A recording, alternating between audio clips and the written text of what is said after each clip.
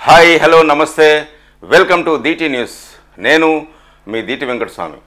ఈ ఛానల్ చూస్తున్న ప్రేక్షకులు శ్రేయభిలాషులు మిత్రులకు నా యొక్క రిక్వెస్ట్, దయచేసి మా ఛానల్ని సబ్స్క్రైబ్ చేసుకోవాల్సిందిగా కోరుతున్నాము.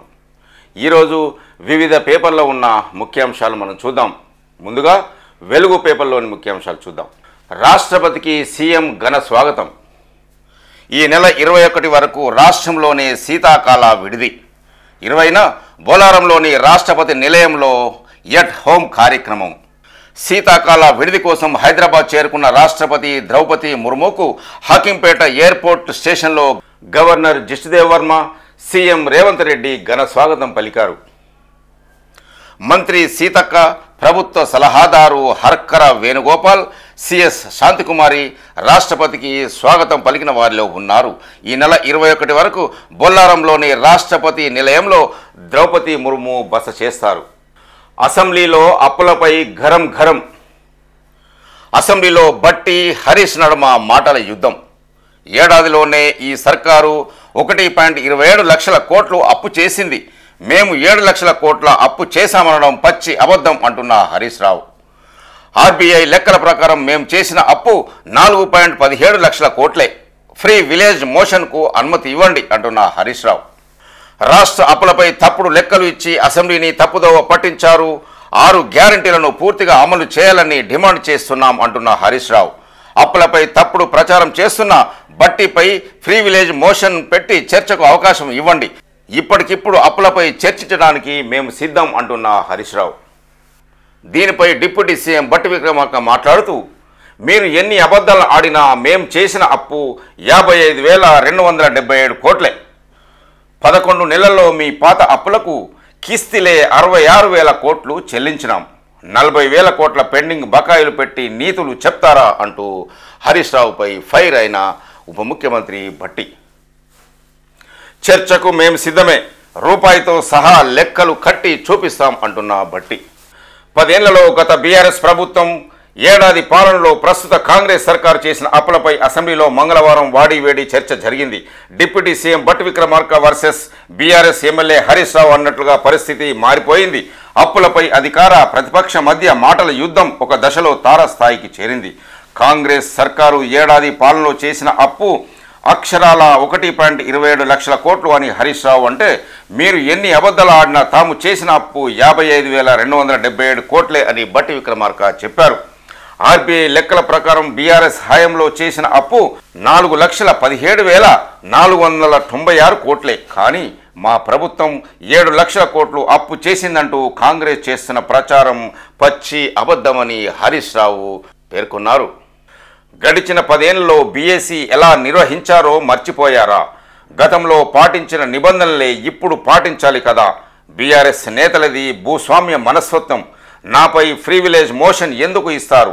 రైతు కూలీలకు 12,000 ఇస్తామన్నందుక అంటూ హరీష్ రావుపై బట్టి విక్రమార్క ఫైర్ అయ్యారు. 1-2 రోజుల్లో కేటీఆర్కు నోటీసులు అంటూ ఒక న్యూస్ చూస్తున్నాం. ఫార్ములా ఈ రేస్ వ్యవహారంలో కేసు నమోదుకు ఏసీబీ రంగం సిద్ధం. డైరెక్టర్ నేతృత్వంలో దర్యాప్తు. ఎలాంటి సమస్యలు తలెత్తకుండా న్యాయ సలహాలు. ఎలా ముందుకెళ్లాలనే దానిపై ఉన్నతాధికారుల మీటింగ్. విదేశాలకు డబ్బు చెల్లింపుల వ్యవహారం కావడంతో ఈడీ కూడా రంగంలోకి దిగే ఛాన్స్ ఉందంటూ మనం ఒక న్యూస్ చూడొచ్చు. ఫార్ములా ఈ కార్ల రేస్ వ్యవహారంలో కీలక పరిణామాలు చోటు చేసుకుంటున్నాయి. ప్రభుత్వం నుంచి గ్రీన్ సిగ్నల్ రావడంతో బీఆర్ఎస్ వర్కింగ్ ప్రెసిడెంట్ మాజీ మంత్రి కేటీఆర్ సహా సీనియర్ ఐఏఎస్ అరవింద్ కుమార్ మరికొందరిపై కేసు నమోదు చేసేందుకు ఏసీబీ రంగం సిద్ధం చేసింది.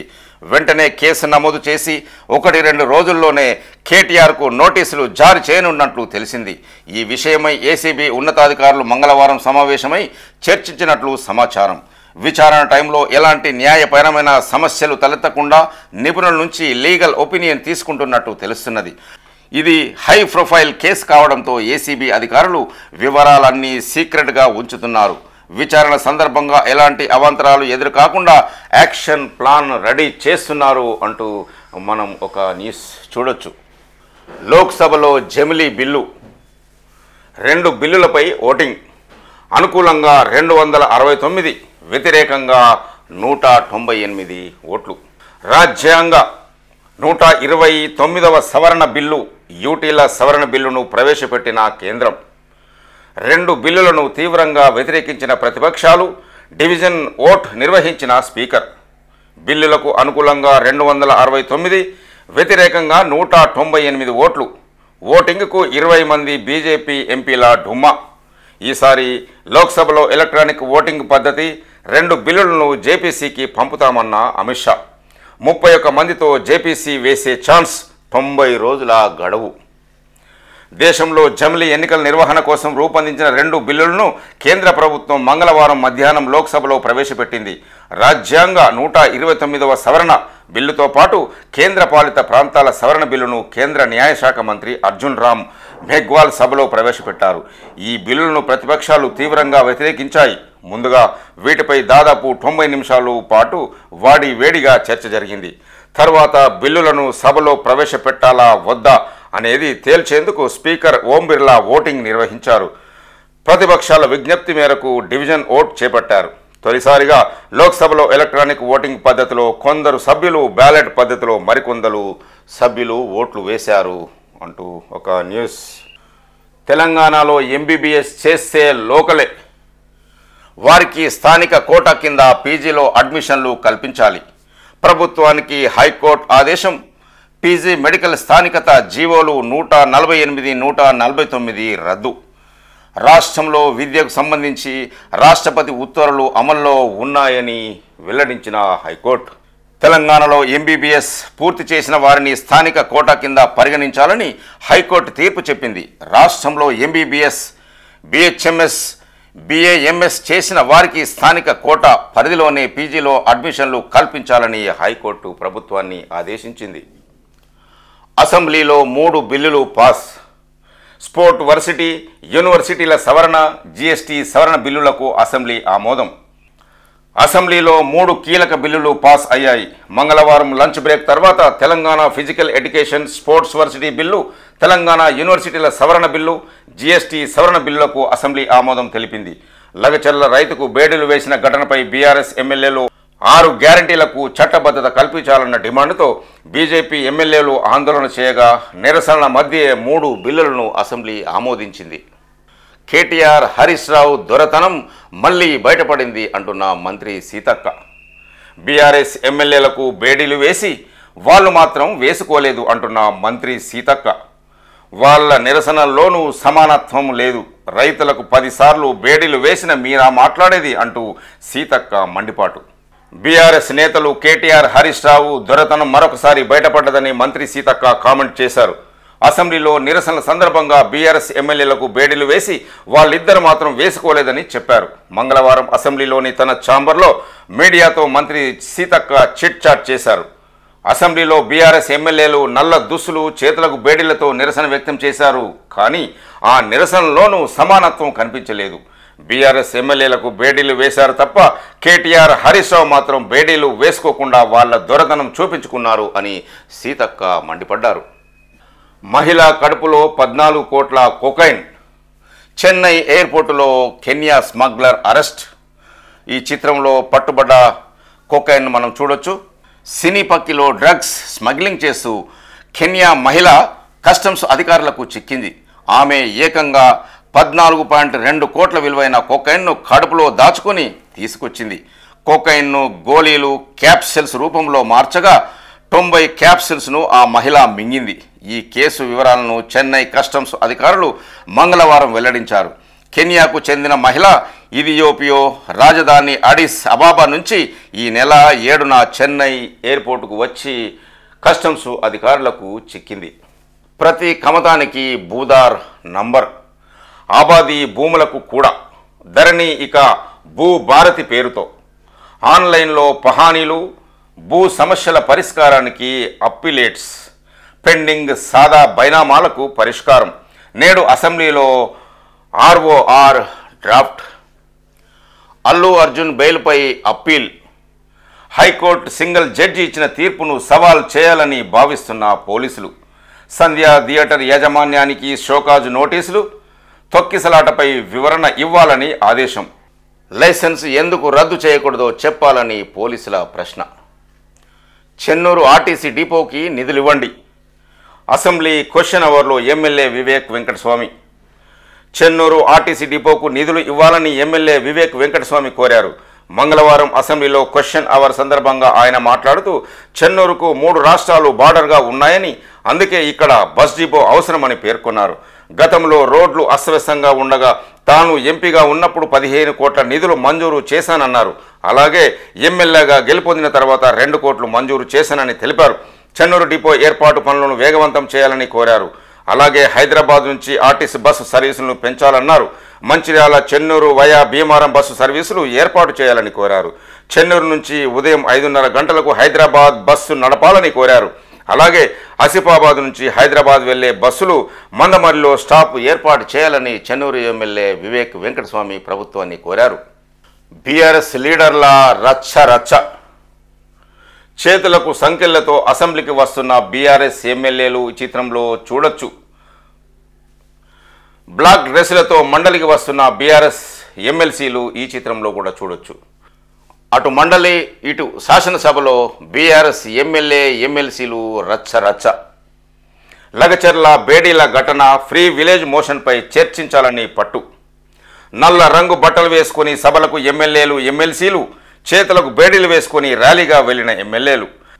లంచ్ బ్రేక్ తర్వాత సభలో స్పీకర్ వెల్లోకి దూసుకెళ్లిన నేతలు. మండలి చైర్మన్ స్పీకర్ వాదించినా వినిపించుకొని గులాబీ లీడర్లు. బీఆర్ఎస్ నేతలకు తోడు వెల్లోకి బీజేపీ ఎమ్మెల్యేలు. 6 గ్యారంటీలకు చట్టబద్ధత కల్పించాలని డిమాండ్. సభ జరగకుండా అడుగడుగున అడ్డుపట్ట ప్రతిపక్ష నేతలు. బీఆర్ఎస్ నేతలకు అడుగడుగున అహంకారమే అంటున్న మంత్రి సీతక్క. వారి నుంచి హుందాదనం నేర్చుకోవాల్సిన అవసరం లేదు అంటున్న సీతక్క.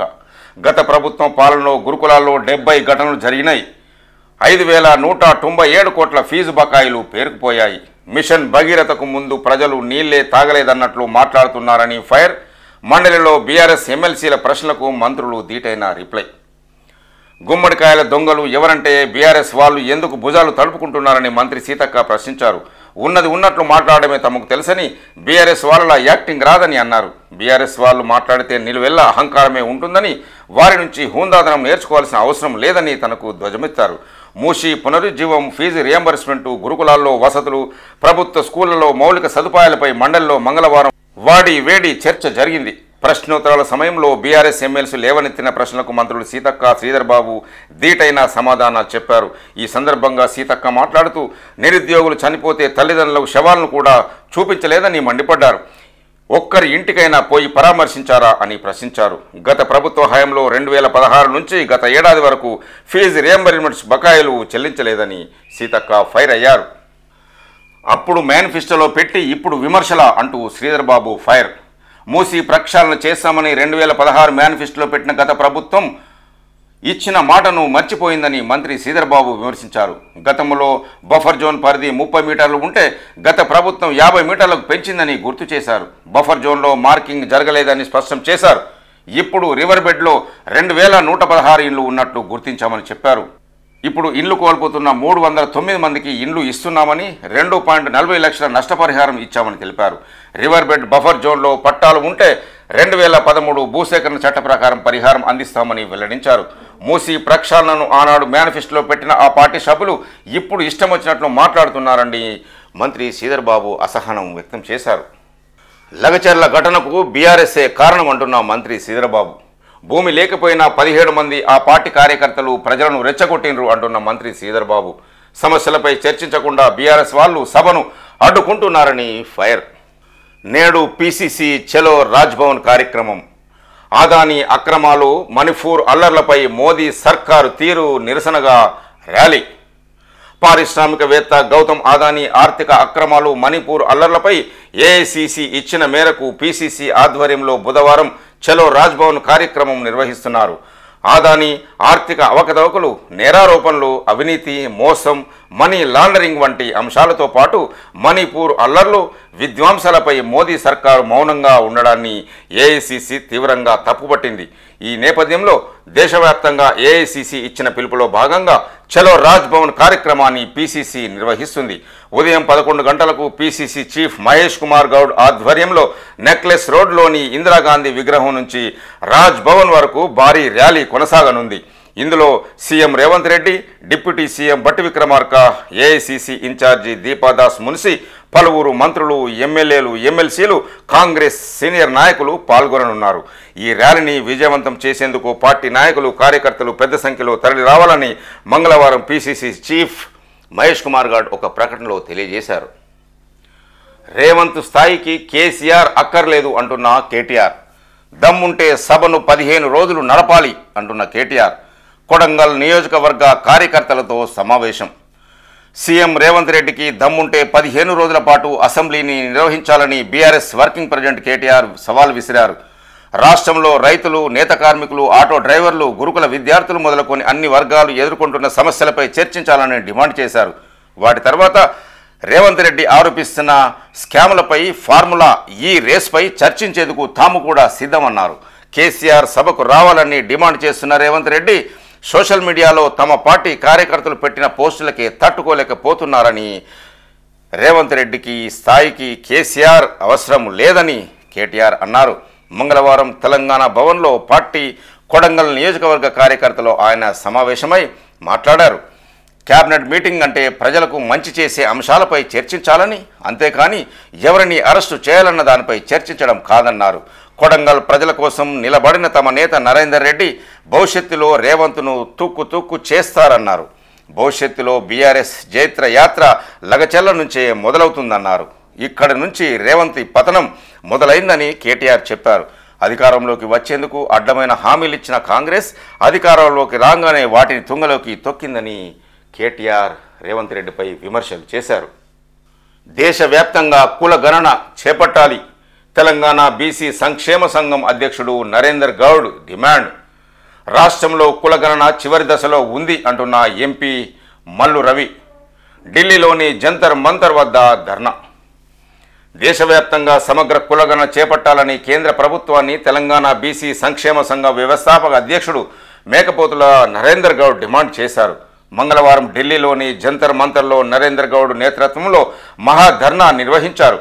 ఈ ధర్నాలో కాంగ్రెస్ ఎంపీ మల్లు రవి, ఇతర పార్టీల నేతలు, బీసీ సంఘాల ప్రతినిధులు పాల్గొని మద్దతు తెలిపారు. నరేందర్ గౌడ్ మాట్లాడుతూ 1931 నాటి నుంచి బీసీ రిజర్వేషన్లు తగ్గించుకుంటూ వస్తూ ఈడబ్ల్యూసీ పేరిట అగ్రవర్ణ పేదలకు 10% రిజర్వేషన్లు కల్పించడం కేంద్ర ప్రభుత్వ దిక్కుమాలిన ఆలోచన అని ఫైర్ అయ్యారు. కేంద్ర ప్రభుత్వానికి హిందూ నినాదం తప్ప ప్రజల ప్రగతి కోసం చేసిందేమీ లేదన్నారు. అమెరికా లాంటి దేశాల్లో బెగ్గింగ్ చేస్తే జైలు శిక్ష విధిస్తారని, కానీ ఇండియాలో 300 కులాల జీవన వృత్తి అడుక్కోవడమేనని రికార్డులో నమోదు చేయడం సిగ్గుచేటు అన్నారు. కుల గణన కోసం కాంగ్రెస్ పార్టీ మద్దతు ఇవ్వడాన్ని స్వాగతిస్తున్నామని చెప్పారు. తెలంగాణ ప్రభుత్వం మరొక అడుగు ముందుకేసి కులగణన సర్వే చేయడం సంతోషంగా ఉందని, నిజంగా బీజేపీకి బీసీలపై ప్రేముంటే ఆర్ఎస్ఎస్ చీఫ్గా బీసీసీ నేత ఆలే షామ్జీని నియమించాలని ఆయన డిమాండ్ చేశారు. అంబేద్కర్ మనందరికీ స్ఫూర్తి, ఆయన త్యాగం మర్చిపోవద్దు అంటున్న చెన్నూరు ఎమ్మెల్యే వివేక్ వెంకటస్వామి. విక్టోరియల్ బయోగ్రఫీ అంబేద్కర్ పుస్తకాన్ని ఆవిష్కరిస్తున్న వివేక్ వెంకటస్వామి, గీతారెడ్డి తదితరులు ఈ చిత్రంలో మనం చూడొచ్చు. దళితులను వీక్ చేయాలని కొందరు ప్రయత్నిస్తున్నారు. యూనిటీగా ఉంటేనే హక్కులు సాధ్యమని వెల్లడి. ఎన్నో కష్టాలను ఎదుర్కొన్న వ్యక్తి అంబేద్కర్ అని మాజీ మంత్రి గీతారెడ్డి వ్యాఖ్యానించారు. ప్రపంచ స్థాయిలో అత్యధిక పట్టాలు పొంది మన దేశానికి రాజ్యాంగం అందించిన గొప్ప వ్యక్తి డాక్టర్ బిఆర్ అంబేద్కర్ అని చెన్నూరు ఎమ్మెల్యే వివేక్ వెంకటస్వామి అన్నారు. అంబేద్కర్ మనందరికీ స్ఫూర్తి అని, ఆయన త్యాగం మర్చిపోవద్దని సూచించారు. రిపబ్లికన్ పార్టీ ఆఫ్ ఇండియా ఆధ్వర్యంలో మంగళవారం రాత్రి బాగ్లింగంపల్లి సుందరయ్య విజ్ఞాన కేంద్రంలో దుర్గం సుబ్బారావు రాసిన విక్టోరియల్ బయోగ్రఫీ అంబేద్కర్ పుస్తక ఆవిష్కరణ కార్యక్రమం జరిగింది. ఈ కార్యక్రమానికి వివేక్ వెంకటస్వామి, మాజీ మంత్రి Geeta Reddy, Arunodaya Vimalakka, Sudharani, peoples education trust chairman Balakrishna, Mahesh Babu తదితరులు హాజరై ఈ పుస్తకావిష్కరణ కార్యక్రమం చేపట్టారు. జూన్ 2న సనత్ నగర్ టీమ్స్ ప్రారంభం. ఎర్రగడ్డలో ఆసుపత్రి నిర్మాణ పనులు పరిశీలిస్తున్న మంత్రి కోమటిరెడ్డి వెంకటరెడ్డి చిత్రంలో చూడొచ్చు. 14 ఎకరాల విస్తీర్ణంలో 882 కోట్ల వ్యయంతో 3 బ్లాకుల్లో హాస్పిటల్ నిర్మాణం. ఆసుపత్రి పనులను పరిశీలించిన మంత్రి కోమటిరెడ్డి వెంకటరెడ్డి. పేద ప్రజలకు కార్పొరేట్ స్థాయి వైద్యం అందించడమే లక్ష్యంగా ప్రజా ప్రభుత్వం పనిచేస్తున్నదని రోడ్లు భవనాల శాఖ మంత్రి కోమటిరెడ్డి వెంకటరెడ్డి అన్నారు. సనత్ నగర్లోని ఎర్రగడ్డలో నిర్మిస్తున్న Telangana institute of medical sciences TIMS super speciality hospital నిర్మాణ పనులను మంగళవారం ఆయన పరిశీలించారు. వచ్చే ఏడాది తెలంగాణ ఆవిర్భావ దినోత్సవం జూన్ 2వ తేదీ ఈ హాస్పిటల్ను ప్రారంభిస్తామని, అందుకు అనుగుణంగా పనులు శరవేగంగా జరుగుతున్నాయని తెలిపారు. 14 ఎకరాల్లో 882 కోట్ల వ్యయంతో 3 బ్లాకుల్లో 1000 పడకల హాస్పిటల్ను నిర్మిస్తున్నామని చెప్పారు. నాణ్యతలో ఎక్కడా రాజీ పడవద్దని కాంట్రాక్టర్లకు మంత్రి సూచించారు. రాష్ట్రంలో మొత్తం 5 హాస్పిటళ్లు ప్రస్తుతం నిర్మాణ దశలో ఉన్నాయన్నారు. నిమ్స్ ఆవరణలో జరుగుతున్న నిర్మాణం 2025 చివరి నాటికి పూర్తి అవుతుందని తెలిపారు. ఎల్బీ నగర్లో నిర్మిస్తున్న దవాఖానా వచ్చే ఆగస్టులో ప్రారంభం అవుతున్నదని వెల్లడించారు. ఆల్వాల్ టిమ్స్కు స్థల సమస్య ఉందని, దీంతో ఎన్ఓసి ఇప్పించామన్నారు. వరంగల్ హాస్పిటల్లో పనులు వేగవంతంగా జరుగుతున్నాయని తెలిపారు. మరొక 3 నెలల్లో గోషంహల్ స్టేడియంలో ఉస్మానియా కొత్త హాస్పిటల్ నిర్మాణానికి శంకుస్థాపన చేస్తామని మంత్రి కోమటిరెడ్డి చెప్పారు. కొత్తగా నిర్మిస్తున్న హాస్పిటల్స్లో ఎమర్జెన్సీ పికప్ డ్రాప్ పాయింట్స్ విశాలంగా ఉండేలాగా నిర్మించాలని అధికారులకు మంత్రి సూచించారు. ఆయన వెంట రోడ్లు భవనాల శాఖ చీఫ్ సెక్రటరీ వికాస్ రాజ్, కాంగ్రెస్ నేత కోట నీలిమ, సి రాజేశ్వరరెడ్డి తదితరులు పాల్గొన్నారు. వచ్చే 5 ఏళ్లలో 15,000 కోట్ల పెట్టుబడులు అంటున్న మంత్రి జూపల్లి కృష్ణారావు. టూరిజం అభివృద్ధికి కట్టుబడి ఉన్నాం అంటున్న మంత్రి జూపల్లి. రాష్ట్ర జీడీపీలో టూరిజం వాటాను 10% పెంచేలాగా కృషి. టూరిజం పాలసీపై షార్ట్ డిస్కషన్లో వెల్లడి. రాష్ట్రాన్ని టూరిజం రంగంలో అభివృద్ధి చేయడమే లక్ష్యంగా పనిచేస్తామని మంత్రి జూపల్లి కృష్ణారావు తెలిపారు. రాబోయే 5 ఏళ్లలో టూరిజంలో 15,000 కోట్ల పెట్టుబడులు తీసుకొచ్చే లక్ష్యంతో పనిచేస్తున్నామన్నారు. దానివల్ల 3 లక్షల మందికి అదనంగా ఉపాధి అవకాశాలు దొరుకుతాయన్నారు. పర్యాటకుల సంఖ్యలో టాప్ 5 రాష్ట్రాల జాబితాలో తెలంగాణను నిలుపుతామన్నారు. రాష్ట్ర జీడీపీలో టూరిజం వాటాను 10% పెంచేందుకు కృషి చేస్తామని తెలిపారు. మరొక వైపు మిషన్ మోడ్లో 9 పర్యాటక ప్రాంతాలను అభివృద్ధి చేస్తామని జూపల్లి కృష్ణారావు చెప్పారు. మౌలిక వసతులను మెరుగుపరుస్తామన్నారు. మంగళవారం అసెంబ్లీలో టూరిజం పాలసీపై షార్ట్ డిస్కషన్ సందర్భంగా మంత్రి జూపల్లి కృష్ణారావు మాట్లాడుతూ ఈ విషయాన్ని వెల్లడించారు. నేడు ఓపెన్ కోర్టుకు రజత్ కుమార్, ఎస్కే జోషి ఐఏఎస్ ఆఫీసర్లు. ఐఏఎస్ల ఎంక్వైరీని మొదలు పెడుతున్న Kaleshwaram judicial commission. Kaleshwaram judicial commissioner విచారణ మళ్లీ మొదలు కానుంది. Commission chairman justice PC Ghosh బుధవారం నుంచి మరొక దఫా ఎంక్వైరీని స్టార్ట్ చేయనున్నారు. తాజాగా చేయనున్న ఓపెన్ కోర్టుకు రిటైర్డ్ ఐఏఎస్ అధికారులకు కమిషన్లు సమన్లు జారీ చేసింది. ఇరిగేషన్ శాఖ మాజీ కార్యదర్శి రజత్ కుమార్, ఎస్కే జోషిని ఎంక్వైరీకి పిలిచింది. కాళేశ్వరం ప్రాజెక్టులో తీసుకున్న నిర్ణయాలపై ఆ 2 అధికారుల నుంచి కమిషన్ వివరాలు రాబట్టనుంది. గురువారం నుంచి మిగతా ఐఏఎస్లకు సమన్లు పంపి విచారించే అవకాశం ఉన్నట్లు తెలుస్తుంది. Smita Sabharwal, retired CS Somesh Kumar, finance సెక్రటరీగా పనిచేసిన రామకృష్ణారావు తదితరులను విచారణకు పిలిచేందుకు కమిషన్ కసరత్తు చేస్తున్నట్లు ఈ కాళేశ్వరం న్యూస్ ఒకటి మనం చూడొచ్చు. పుష్ప 2 తొక్కిసలాటలో గాయపడిన శ్రీతేజ్ను పరామర్శించిన సిపి హెల్త్ సెక్రటరీ. పుష్ప 2 సినిమా విడుదల సందర్భంగా సంధ్యా థియేటర్ వద్ద జరిగిన తొక్కిసలాటలో గాయపడిన శ్రీతేజ్ 9ను Hyderabad CP Anand, health secretary doctor Christina పరామర్శించారు. మంగళవారం సికింద్రాబాద్లోని కిమ్స్ దవాఖానకు వచ్చి శ్రీతేజ్ ఆరోగ్య పరిస్థితి గురించి డాక్టర్ను అడిగి తెలుసుకున్నారు. సిపి ఆనంద్ మాట్లాడుతూ శ్రీతేజ్కు తొక్కిసలాటలో ఊపిరి ఆడక బ్రెయిన్లో తీవ్రమైన సమస్యలు ఏర్పడ్డాయని తెలిపారు. దీంతో బాలుడు రికవరీ కావడానికి చాలా సమయం పడుతుందని చెప్పారు. ప్రస్తుతం అతనికి వెంటిలేటర్ సపోర్టుతో చికిత్స అందిస్తున్నారన్నారు. హెల్త్ సెక్రటరీ క్రిస్టినా మాట్లాడుతూ శ్రీతేజ్ ఆరోగ్య పరిస్థితి రెగ్యులర్గా మానిటరింగ్ చేస్తున్నామని తెలియజేశారు. మంచు మనోజ్ చెప్పేవన్నీ అబద్ధాలు అంటూ ఒక న్యూస్. పహాడీ షరీఫ్ పోలీసులకు మనోజ్ తల్లి నిర్మల లెటర్. తన పెద్ద కొడుకు మంచు విష్ణు ఏ తప్పు చేయలేదని, అతనిపై మంచు మనోజ్ చేస్తున్న ఆరోపణలో నిజం లేదని మోహన్ బాబు భార్య మనోజ్ తల్లి నిర్మల తెలిపారు. ఈ మేరకు ఆమె మంగళవారం పహాడీ షరీఫ్ పోలీసులకు లెటర్ రాశారు. కొద్ది రోజుల క్రితం జనరేటర్లో విష్ణు చక్కెర పోసి కరెంటు ఆపేశాడని, తమను చంపాలని చూశాడని మనోజ్ చేసిన ఆరోపణలు పచ్చి అబద్ధమని వెల్లడించారు. ఆ కాపీలను రాచకొండ కమిషనర్ మహేశ్వరం, డీసీపీ, ఏసీపీలకు పంపించారు. లెటర్లోని వివరాల ప్రకారం డిసెంబర్ 14న తన పుట్టినరోజు సందర్భంగా పెద్ద కొడుకు విష్ణు జల్పల్లిలోని ఇంటికి కేక్ తీసుకొచ్చి తనతో కట్ చేయించాడని నిర్మల చెప్పారు. తర్వాత అక్కడున్న అతని సామాన్లు తీసుకొని వెళ్లిపోయాడని వివరించారు. దీన్ని మనోజ్ తప్పుగా ప్రచారం చేశాడన్నారు. జనరేటర్లో చక్కెర పోసినట్లు ఏదో సీసీటీవీ ఫుటేజీ బయటపెట్టి లేనిపోని అబండాలు వేసి పోలీస్ కంప్లైంట్ ఇచ్చాడని మండిపడ్డారు. ఇంట్లో పనిచేసే వాళ్ళు వర్క్ మానేయడానికి విష్ణు ప్రమేయం ఏమీ లేదన్నారు. జల్పల్లిలోని ఇంట్లో మనోజ్కు ఎంత హక్కు ఉందో విష్ణుకు కూడా అంతే హక్కు ఉందని తల్లి తెలియచేశారు.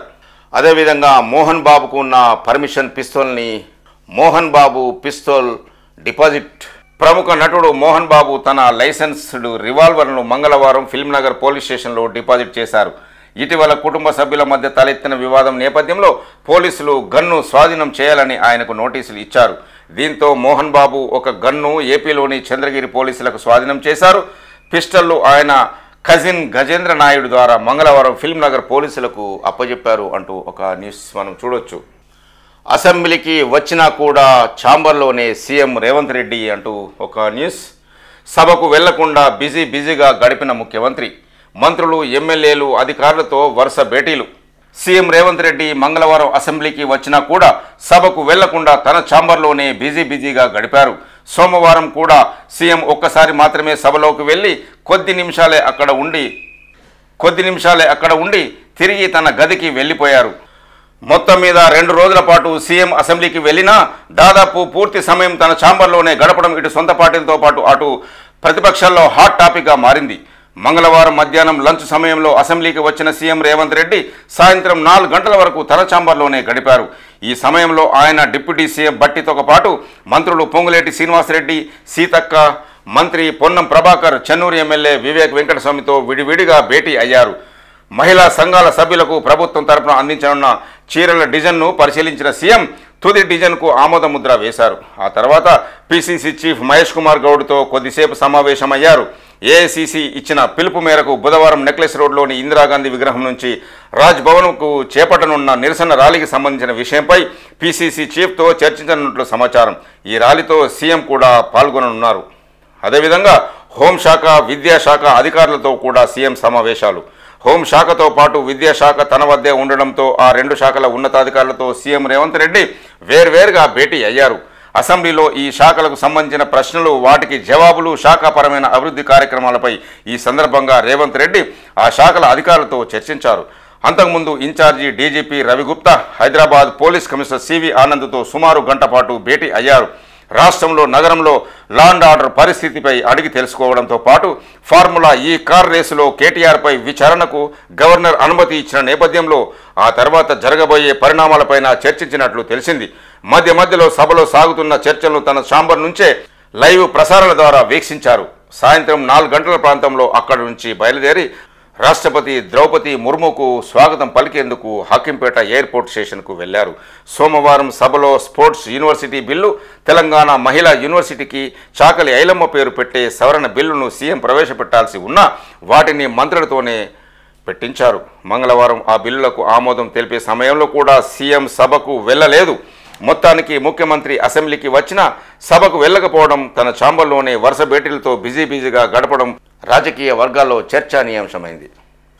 సెక్రటేరియట్ పక్కనే అసెంబ్లీ ఉండాలి, ఎన్టీఆర్ ఘాట్లో నిర్మిస్తే బెటర్ అంటున్న ఎమ్మెల్యే రాజగోపాల్ రెడ్డి. అసెంబ్లీకి కొత్త బిల్డింగ్ అవసరమని, సెక్రటేరియట్ పక్కన ఎన్టీఆర్ ఘాట్లో నిర్మిస్తే బాగుంటుందని ఎమ్మెల్యే కోమటిరెడ్డి రాజగోపాల్ రెడ్డి అన్నారు. హుస్సేన్ సాగర్ ఒడ్డున తెలంగాణ అసెంబ్లీ వ్యూ బాగుంటుందని చెప్పారు. సెక్రటేరియట్, అసెంబ్లీ పక్కపక్కనే ఉంటే పాలన పరంగానూ బెటర్గా ఉంటుందని వివరించారు. మంగళవారం అసెంబ్లీ లాబీల్లో మీడియాతో చిట్ చాట్గా మాట్లాడారు. ప్రస్తుతం ఉన్న అసెంబ్లీని తరలించాల్సిన అవసరం ఉందని అన్నారు. కొత్త సెక్రటేరియట్ నిర్మించినట్లుగానే కొత్త అసెంబ్లీ భవనం కూడా నిర్మించాల్సిన అవసరం ఉందని తెలిపారు. ఎన్టీఆర్ గార్డెన్లో కొత్త అసెంబ్లీ భవన నిర్మాణానికి అవసరమైతే హుస్సేన్ సాగర్ ఎఫ్టీఎల్ పరిధిని కుదించవచ్చని చెప్పారు.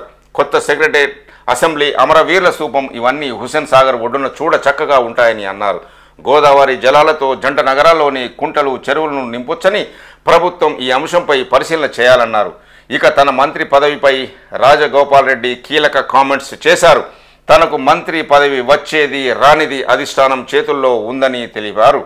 తాను మంత్రి పదవి ఆశిస్తున్న మాట వాస్తవమేనని చెప్పారు. ఈ రేసులో తాను ముందంజలో ఉన్నట్లు కోమటిరెడ్డి రాజగోపాల్ రెడ్డి చెప్పారు. కొత్త హైకోర్టు నిర్మాణానికి గ్రీన్ సిగ్నల్. 2583 కోట్లు మంజూరు చేస్తూ ప్రభుత్వం ఉత్తర్వులు. రాజేంద్ర నగర్లో 100 ఎకరాల్లో నిర్మాణం. త్వరలో టెండర్లు పిలువనున్న R&B. రాజేంద్ర నగర్లోని 100 ఎకరాల్లో కొత్త హైకోర్టు నిర్మాణానికి రాష్ట్ర ప్రభుత్వం గ్రీన్ సిగ్నల్ ఇచ్చింది. ఇందుకోసం 2583 కోట్లు మంజూరు చేస్తూ లా సెక్రటరీ తిరుపతి ఇటీవల జీవో కూడా జారీ చేశారు.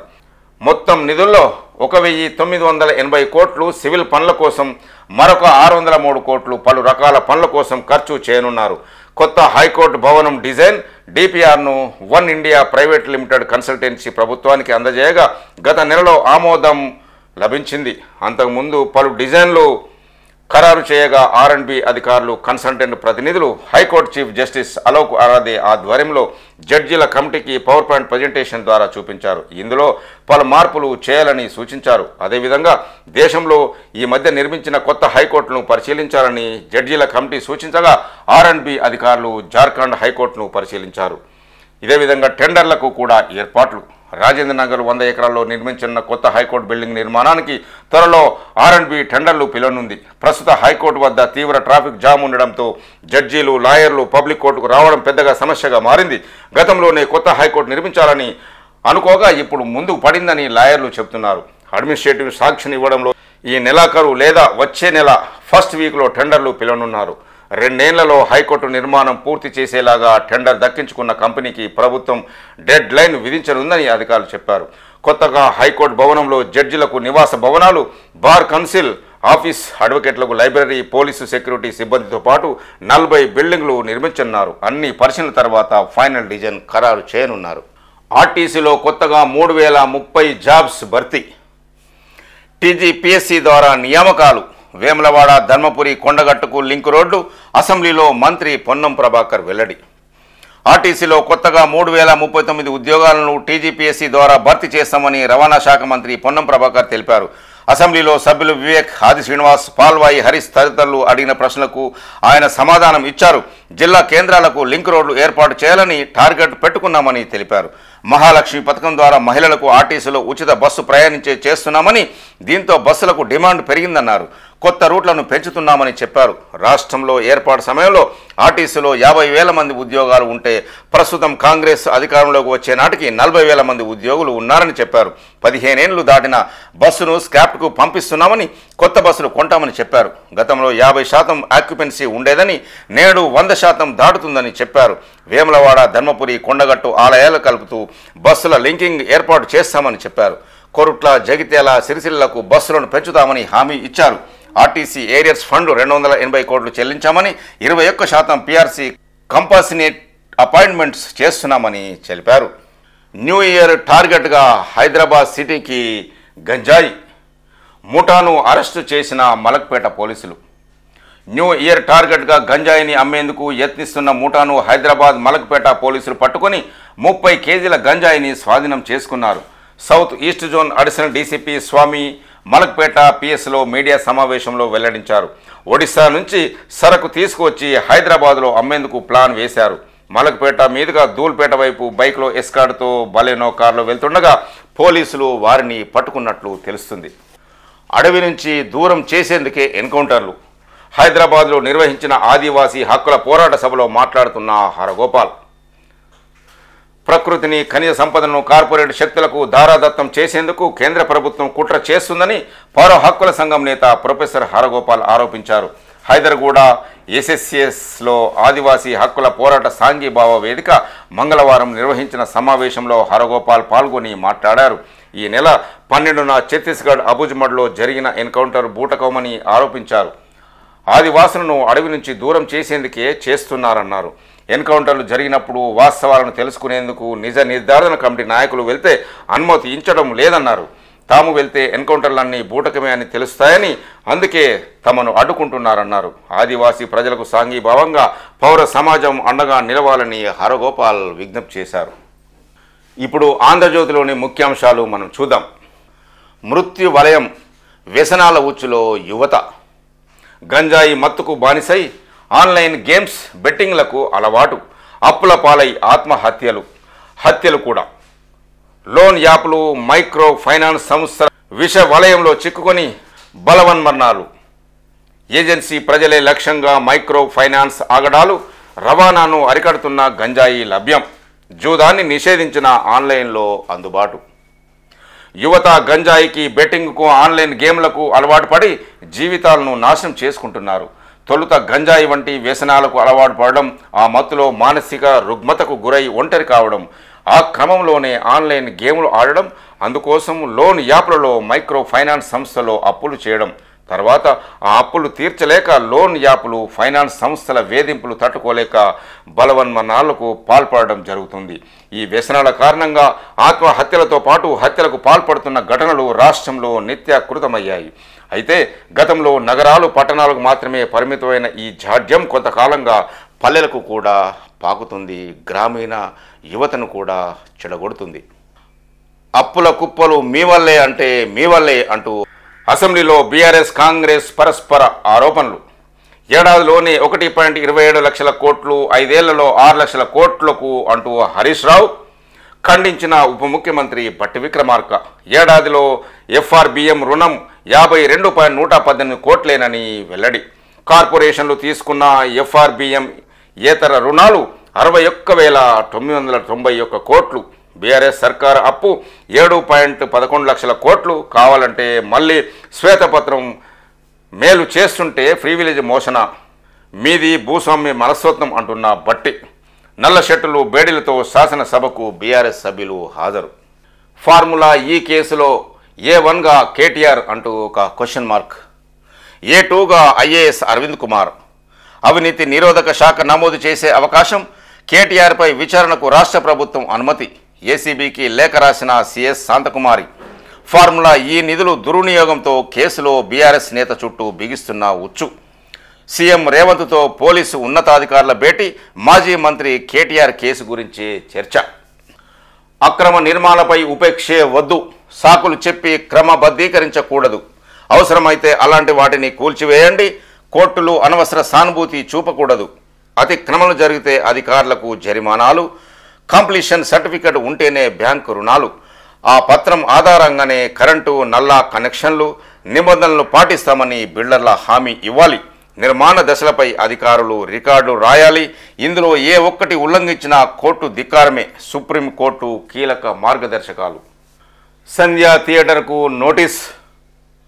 మీ లైసెన్సు ఎందుకు రద్దు చేయకూడదు అంటూ ప్రశ్న. 10 రోజుల్లో వివరణ ఇవ్వండి. యాజమాన్యానికి హైదరాబాద్ సిపి ఆదేశాలు. ఆసుపత్రికి వెళ్లి శ్రీతేజ్ ఆరోగ్య పరిస్థితిపై ఆరా తీసిన సిపి ఆనంద్. జూలై తర్వాత కట్టిన అక్రమ నిర్మాణాలు తొలగిస్తాం అంటున్న హైడ్రా కమిషనర్.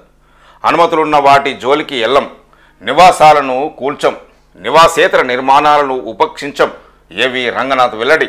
హైదరాబాదులో చెరువుల పరిశీలనలో హైడ్రా కమిషనర్. 18,000 మంది భారతీయుల మెడపై ట్రంప్ సర్కారు బహిష్కరణ కత్తి. జాబితాలో ఏపీ పౌరులతో పాటు పంజాబీలు, గుజరాత్ రాష్ట్రీయులు భారత్కు పంపేందుకు నేషనల్ గార్డ్స్ను వాడుతున్న ట్రంప్. అమెరికాలో వచ్చే నెలలో కొలువుదీరన్న డొనాల్డ్ ట్రంప్ సర్కారు అక్రమ వలసదారులపై దృష్టి సారించింది. తప్పుడు పత్రాలతో అమెరికాకు వచ్చిన వారి చిట్టాను సిద్ధం చేసింది. ఈ కోవలో 14.45 లక్షల మంది ఉండగా వీరిలో భారతీయుల సంఖ్య 17,940. వీరందరినీ భారత్కు తిప్పి పంపే రిపోర్టేషన్ ఏర్పాట్లు జరుగుతున్నట్లు America immigration and customs enforcement ICE వెల్లడించింది. భారత్ కూడా బహిష్కరణ కోసం 18,000 మంది వివరాలు అడిగితే ఇవ్వడం లేదని ఐసీఈ పేర్కొంది. అమెరికాలో తప్పుడు పత్రాలతో నివసిస్తున్న భారతీయుల్లో ఎక్కువగా పంజాబ్, గుజరాత్, ఆంధ్రప్రదేశ్కు చెందిన వారు ఉన్నట్లు వెల్లడించింది. ఈ నెల 29న కొమరవెల్లి మల్లికార్జున స్వామి కళ్యాణ మహోత్సవానికి రావాలని సీఎం రేవంత్ రెడ్డికి దేవాదాయ శాఖ మంత్రి కొండా సురేఖ ఆహ్వానించారు. ఈ మేరకు మంగళవారం రేవంత్కి సురేఖ, జనగామ డీసీసీ అధ్యక్షుడు కొమ్మూరి ప్రతాప్ రెడ్డి ఆలయ అధికారులు ఆహ్వాన పత్రికను అందజేశారు. మల్లన్న శేష వస్త్రాలు, తీర్థ ప్రసాదాలు చిత్రపటాన్ని సీఎంకు ఆలయ ఈవో అందజేశారు. ఈ చిత్రంలో మనం చూడొచ్చు. ఇప్పటివరకు వివిధ పేపర్లో ఉన్న ముఖ్య అంశాలు మనం చూసాం. ఈ ఛానల్ చూస్తున్న ప్రేక్షకులు, శ్రేయభిలాషులకు నా యొక్క రిక్వెస్ట్, దయచేసి మా ఛానల్ని సబ్స్క్రైబ్ చేసుకోవాల్సిందిగా కోరుతున్నాము. చూస్తూనే ఉండండి దీటి న్యూస్. నేను మీ దీటి వెంకటస్వామి.